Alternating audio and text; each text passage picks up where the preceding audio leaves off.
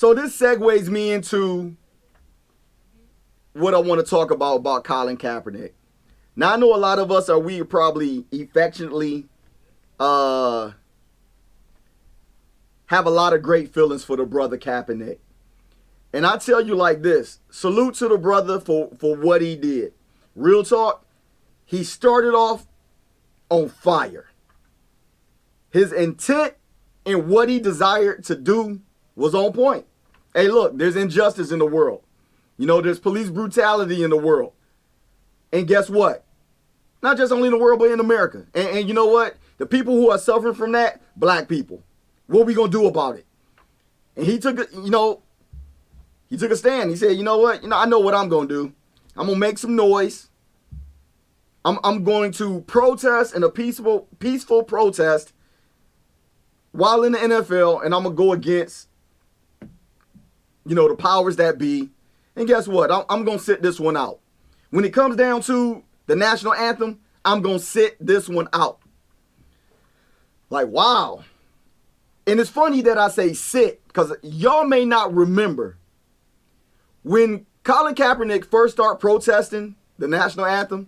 Guess what he did? He sat. He sat. He sat down. Took a page out of Rosa Parks' book. He sat down. Look, I ain't getting up. I'm protesting. I ain't bothering nobody. I'm protesting. Now, I'm going to tell you, I was with Cap when he was sitting down. I like sit down Cap. I like Cap that's like, nah, I ain't getting up till it's time to play. I like that Cap. That's real Cap. That, to me, I was like, you know what? If you're going to do it, go all the way. Then there was a gentleman by the name of Nate Boyer, a former Green Beret who decided to give Cap some advice. And right then and there, I'm telling you, my right hand to God, right then and there, I knew the shenanigans was getting ready to start. I knew it was up.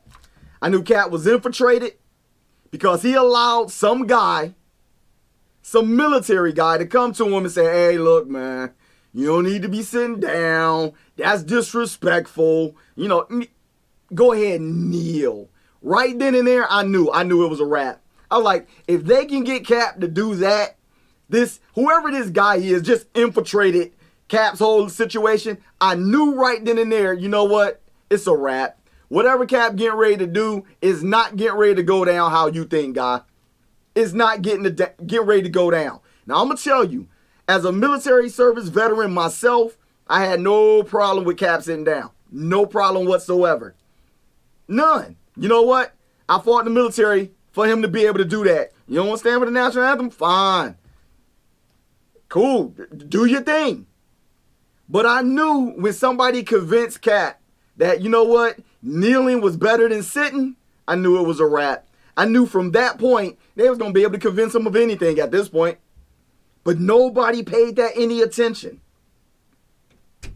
So this Green Beret go ahead and convinces Cap to do that. So now Cap starts doing all sorts of other stuff, wearing the pig socks, wearing the Castro shirt, or what have you. Got it. He's young dude, making mistakes along the way, but he still got a powerful stance that he's trying to take. But then lo and behold, what they did said, you know what? We getting rid of this dude. We ain't going to renew this dude. We ain't going to renew his contract. We ain't going to keep him in or whatever it is. All the whole shenanigans and if Cap didn't want to stay in his contract or whatever. It's just a lot going on. So during all of that, Cap got his program started, got his organization started, and he's doing great things. Look, clothing the homeless, giving money towards legal matters for people that's facing injustice in the court system. You name it. Educating kids on their rights. As a matter of fact, I believe it's called Know Your Rights campaign. And I'm like, okay, all right, Cap. I see you giving back. But here's the deal. Cap's giving back. So now you're not in the league. You're making it happen on the social justice piece, But then here come the rest of the shenanigans, and I'm just going to call it what it is. Here comes the clown show. So now all of a sudden you get Jay-Z who comes in, is like, hey, I strike a deal with the NFL. Cap got a problem with it. Jay-Z is, saying, hey, look, I'm going this direction. Aren't we past kneeling or whatever the case may be? And now there's friction amongst black people. See the trickery here? See the trickery here? I don't know about y'all. I don't like confusion. I don't like things not in order and disarray. I don't like it. Can't operate like that. So I'm curious, like, where are we going with this? And when you look at, if a movement is being started for all people or for people who are suffering injustice, how is this clown show helping us? Right now, I'm confused. I don't see what the major intent was. I don't see it going forward. I really don't. It's so much so now you got black men arguing on TV. You got people coming after Stephen A. Smith because he has a certain opinion about how Kaepernick and his camp, how they're operating. And once again, it's the same trick. Now you got black folk going at each other, and the whole time, the NFL's like, you know what, we got what we want. This guy isn't good for the brand of the NFL. So I'm trying to understand, what does Kaepernick want the NFL to do? Now, let's be rational for a minute. Let's think. How many people can insult their workplace, sue their workplace, take a settlement of money, and still desire to be employed by your workplace? Who does that? Who can do that? I would challenge everybody tomorrow, make it a point to go to your job, insult your workplace, insult the organization, criticize them on everything that they're doing wrong. Matter of fact, file a lawsuit and then expect that they give you a raise. Do that all in the same day. See how that worked for you. Where are we going here? What are we doing? This is why I say this is just la la land. We're living in la la land. We want our cake and eat it too. So we want to talk about an organization, talk about your workplace, and demand that they treat you fairly. Who? I don't understand. Who does this? What young person is going to follow this example and live in the workplace or have a lifestyle that works for them? I don't understand. This is la la land. This is confusion. And, y'all might think I'm just on Cap, but I'm talking about us too. Especially black people. Because what we do, I'm with Cap. So we run out and go ahead and make some t-shirts real quick.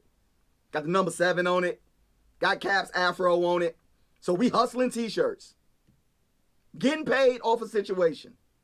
Talking about, I'm with Cap. No, you're not. You're not with Cap. You know why? Because you with Buffalo Wild Wings.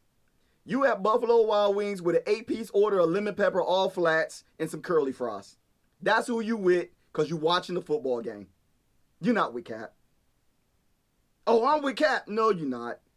You with Detroit Lions, Honolulu Blue, and you got a Bud Light. And you watching the Lions on TV. Stop it. You're not with Cap. Black folk couldn't even stop watching football. Some. The majority of black folk, we ain't stopped watching football. You know why we ain't stopped watching football? Because you got little kids right now, black parents, black kids, and Pop Warner and Pal right now. Right now.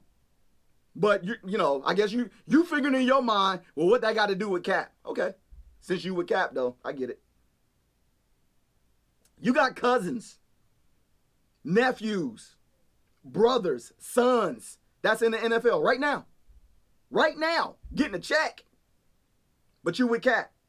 Okay. La la land. Black folk can't even come together And everybody knows it's not rocket science. All you got to do is just boycott, hit the NFL in their pockets. This ain't new. Martin Luther King, Rosa Parks, and them did this back in the day. The bus boycott. The reason why they got their demands met is because guess what? It was hitting the city in the pocket. Oh, y'all ain't riding the bus? What's the problem? We losing money. But see, we just forget the lessons of the past, and we don't want to do that. But we would cap though. I'm gonna be honest with you. I don't even know if cap would cap. I'm just gonna be honest. Who takes a settlement, doesn't say nothing about it? See, here's my problem. All this secret squirrel stuff black folk like to do. All this, well, you know, man, we playing chess. You know, we playing the game. You know, we playing chess, not checkers. You know, you got to move like a G. You got to move in silence. Like, what? We don't know what you're doing. Nobody knows how to support Cap because we don't know what he's doing. I said it. Did nobody else want to say it? I said it. I said it. La La Land. La La Land. We just stuck in. We just want feel good moments. I'm kneeling with Cap. When they first started that kneeling crap, I was like, what are y'all doing? Kneeling. You asking to get bust in the head. Taking a knee. What are you taking a knee for?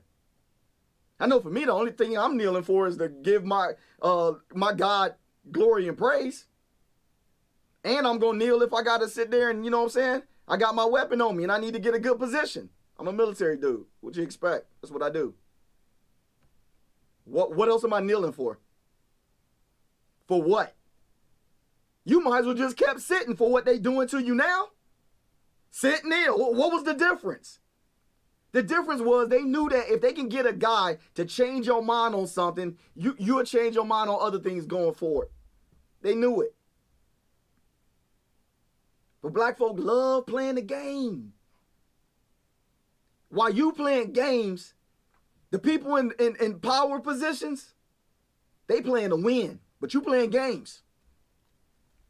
But this is what we do. This is nothing new. You know what's interesting? I guarantee you I can go to almost any organization within these United States of America and black folk going through the same stuff. How do I know? I've been through it. Been there, done that. I've been in a position where I had to go into a room of my supervisors. Ain't nothing but like 5 white faces. And they all looking at me. I had to make a decision like, all right, what you gonna do? You gonna buck or you gonna utilize strategy? What you gonna do? Oh, and by the way, yeah, I'm by myself. I got people looking at me like, yeah, you know what? You know, we getting ready to reprimand you. We getting ready to, you know what I'm saying? We getting ready to dismiss you. But guess what I did, though? I didn't sit there and, you know, move in silence and do all this confusion stuff. No, guess what I did? I got into regulation. I got into policy. What does regulation and policy say? I took what they were trying to use and I turned it back on them. So whatever they was trying to do to me, I wasn't going to make it easy for you. Oh, and by the way, guess what else I did? When I knew it was time for me to leave that organization, I left. I didn't try to stay in the organization and say, y'all going to do right by me. No. What? Who? Jesus. Who does that? Who ridicules their own workplace and then try to force them to do right by you? That's not going to work. I pray to God that we're not teaching our young people, our young black people, that's a strategy. That's what you need to do. You need to demand that, you know, your supervisor, or like a lot of you like to say, in which I don't understand why. Y'all like to say boss. I do not understand why black folk like to say that. Y'all got a problem with any other word that we use as black folk, but then you'll run around and call somebody boss. No wonder they treat you the way they treat you at your job. No wonder they call it treating Kaepernick the way they treating him. Because you were submissive in the first place. Just saying. Somebody got to say it.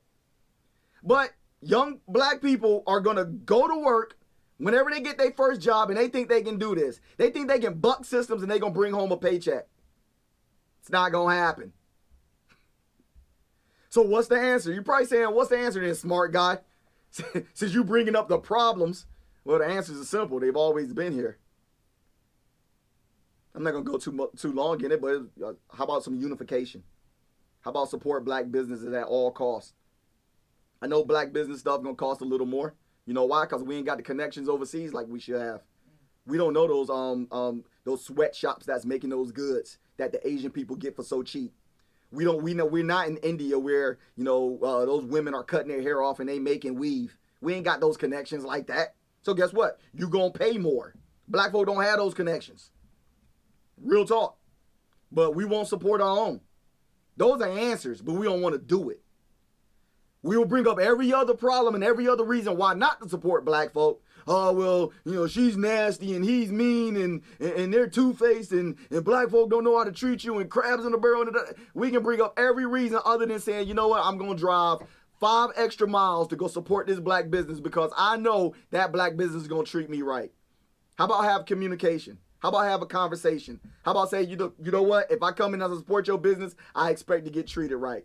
So I don't care if it's a butcher shop. I don't care if it's a weave shop. I don't care if it's a barber shop. I don't care if it's a carpet shop. I don't care what it is. How about I had a conversation and say, you know what? I'm spending black dollars with you and I expect that you treat me right. Nothing less. That straight up the gut, no chaser. No, you're going to treat me right because I came out my way to support you. You will treat me right. And guess what? I'm coming back next week and I'm going to support you again. Supporting you is supporting me. It's supporting my family. It's supporting my culture. It's supporting black people all the way around. But see, that's like too much work. That's like too much like right. So what we'll rather do, we'll rather continue to hold tryouts and beg white people and say, you're going to do right by me. Once again, even Dorothy had enough common sense to sit there and say, man, this ain't Kansas. Dorothy spent the whole movie trying to get back home. Black folk go in the opposite direction. Not trying to get back home, not trying to deal with one another, but trying to go to a place that you know that's not going to treat you right. I know. I'm just a brother from Detroit. What do I know? What happened to the black businesses, though? What happened to the black businesses? What happened to the businesses from the black bottom? What happened to that type of connective, that type of group of people that came together and stuck together? What happened to that? Well, the first thing is that there's always infiltration. True. Like I just told you just a minute ago with the guy Nate Boyer. He came in, he infiltrated. It was simple. It was simplistic. It looked friendly. Mm-hmm. It looked kind, but that was the first sign of infiltration. If you look at any all the black Wall Streets, be it in Tulsa, be it in Harlem, be it what's the one down in Florida? Rosewood. If you look at any of the black Wall Streets, the infiltration was always started through the opposing force. And that was the Caucasians that was lined up right there. Search your history, those are facts. And then what happens is through slavery and the mentality of slavery, being programmed and thinking, you know what, if I have what the white man have, and if I can conversate with the white man, if I can live, eat, and breathe the same air as the white man, I must be on a certain level. So guess what? I can let go of what it is that we work so hard to achieve, and then guess what? I'll just move out to the suburbs. That's what it is. I mean, this isn't rocket science. This is real simple.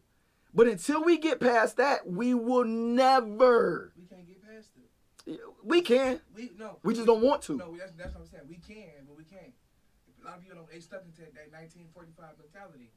We still oppressed by the white guy, but we not. We oppressed by our own self now. It's both. It's both. It's both. And the thing is, all I'm saying is with this Kaepernick situation, and I'm getting ready to segue to another segment, is that once again, here it is, a monumental shift, a paradigm, something dating back to the civil rights movement where a black person that's taken a stand and is galvanizing the people, but it was easily infiltrated and watered down and turned into something else.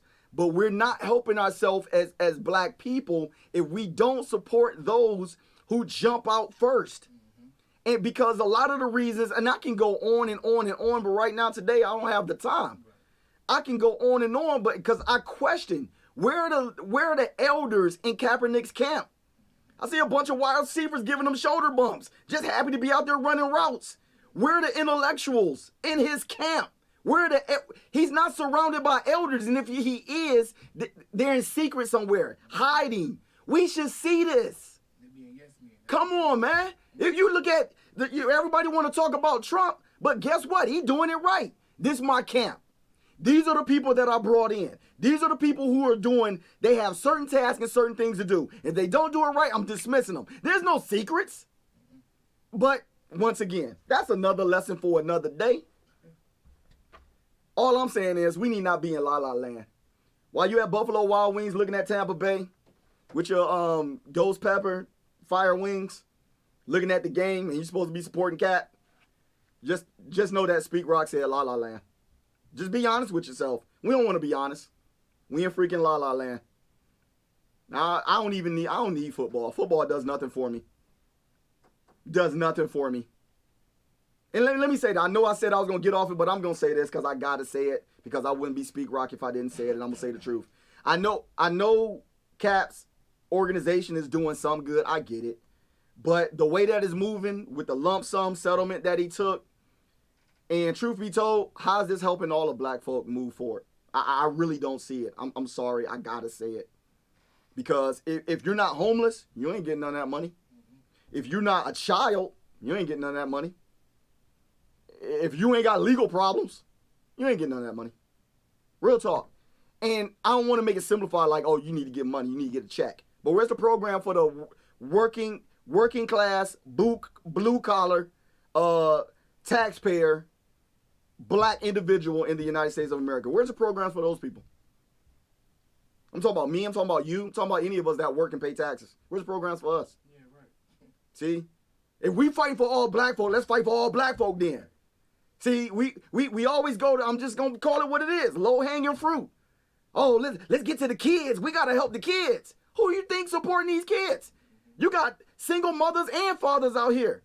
Or you got two-parent households that's still trying to make ends meet. What are the programs for them? See, if you ain't homeless on the street, ain't no program for you. Ain't nobody gonna come to you and give you nothing. You ain't got 12 kids, you ain't got nothing coming. Come on now. So all I'm saying is, if we gonna do this, let's do it right. Ain't nobody got time to be fighting for some dude to get a job in a place where they not gonna treat you right. Guess what? The own black NFL veterans ain't even buying what Cap's saying. Me and Joe Green ain't trying to hear it. He get a check. They get one of those retirement checks from the NFL. LaDainian Tomlinson ain't trying to hear it. Well, am I lying now? How many black NFL players that retired that are in the Hall of Fame is not trying to hear what Cap's saying? They hear you, but they ain't gonna back it up. See, I'm making too much sense. We don't want to hear this. Let's move on.